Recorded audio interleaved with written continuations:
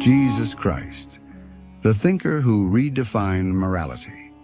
What if one of the most influential figures in human history was not a king, not a general, and not a philosopher in the Greco-Roman institutional sense, but something far more disruptive?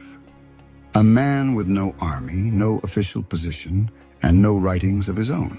And yet his ideas outlived empires and contributed to shaping moral reflection across centuries. This is Jesus Christ, approached not as a divine figure, but as a rebel of thought, a figure whose influence emerged not from force, but from the way the teachings attributed to him challenge how people understood morality, authority, and human worth. Before going any further, we need to establish a critical constraint. We do not possess direct writings from Jesus himself. What we have are later sources, primarily the canonical Gospels composed several decades after his death by followers operating within developing theological frameworks. These texts are not neutral historical records. They are interpretive narratives shaped by belief, memory, and persuasive intent. What we encounter, therefore, is not an unmediated historical figure, but a layered reconstruction. And yet, despite this, certain patterns of teaching and behavior appear, with enough consistency across sources to warrant careful analysis. To understand the nature of these ideas, we must situate them in context. First-century Judea existed under Roman imperial control, a system structured around hierarchy, discipline, and the maintenance of order. Within this environment, certain religious elites, particularly those connected to the temple, interacted closely with Roman authority. Although this relationship was complex and varied across different groups, such as the Pharisees and Sadducees. Social stability depended not only on political compliance, but also on adherence to established religious and cultural norms. In such a setting, questioning authority, whether political, social, or moral, was not merely controversial. It carried real risk. It is within this tightly structured world that the figure of Jesus emerges, introducing shifts in emphasis that would prove conceptually significant. One of the most striking features of the teachings attributed to him is a reframing of morality. Ethical life is not presented solely in terms of observable behavior or rule adherence, but in terms of inner disposition. Anger is treated as morally relevant, not just violence. Desire is scrutinized, not only action. This does not represent a complete departure from earlier Jewish ethical traditions, which already contained deep concern for inward intention, as seen in the Hebrew prophets, but rather an intensification and radicalization of that trajectory. The emphasis moves decisively toward internal character. The question becomes not simply, are you following the law, but what kind of person are you becoming? In this sense, his teachings can be interpreted as shifting ethical focus toward what we might now recognize as a form of moral psychology or virtue-oriented reflection. Alongside this internalization of ethics is a consistent challenge to establish social hierarchies. First-century society operated with clearly defined distinctions between rich and poor, pure and impure, insider and outsider. The teachings associated with Jesus repeatedly disrupt these categories. The poor are not merely objects of charity, but are presented as possessing particular moral significance. Those excluded from social or religious legitimacy are brought into central focus. Statements such as "the last shall be first" function not only as rhetorical inversions, but as conceptual challenges to the assumption that status reflects worth. Rather than affirming hierarchy as morally meaningful, these ideas suggest that value is independent of social position. This perspective is not confined to abstract teaching. It is reflected in reported behavior.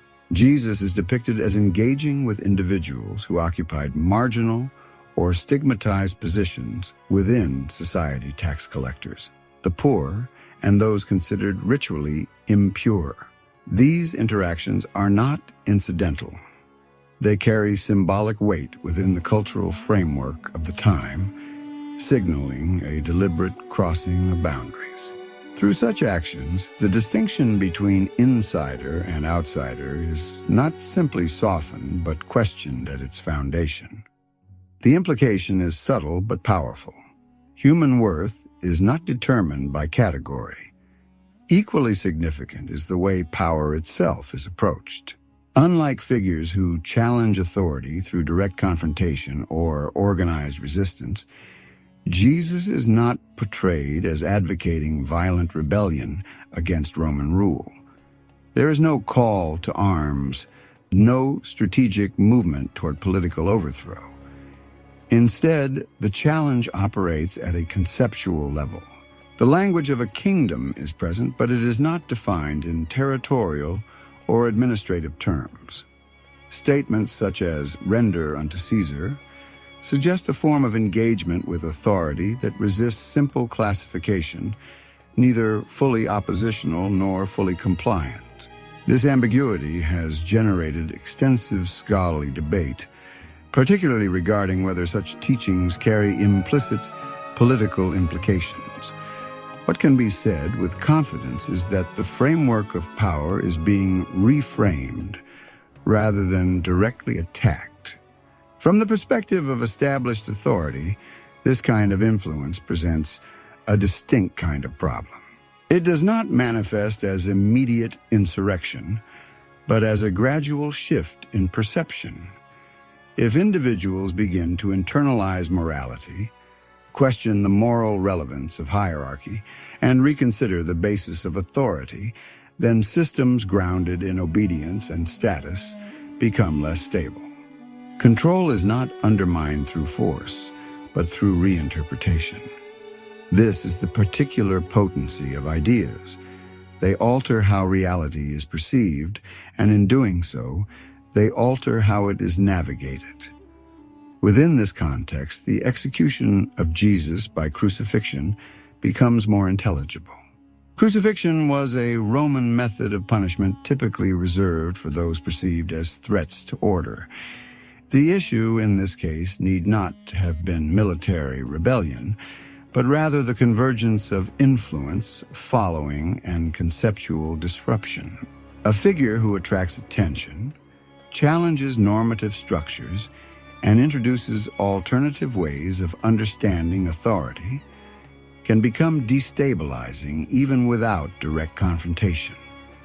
In this sense, the execution can be interpreted not as a response to armed resistance, but as a response to perceived ideological and social risk.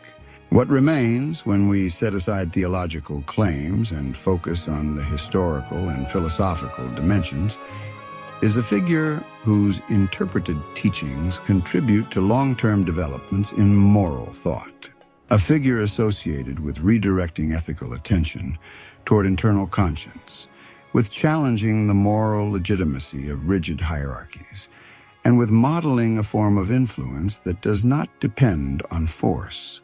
Whether or not one accepts religious interpretations, the conceptual framework linked to his name has had enduring consequences.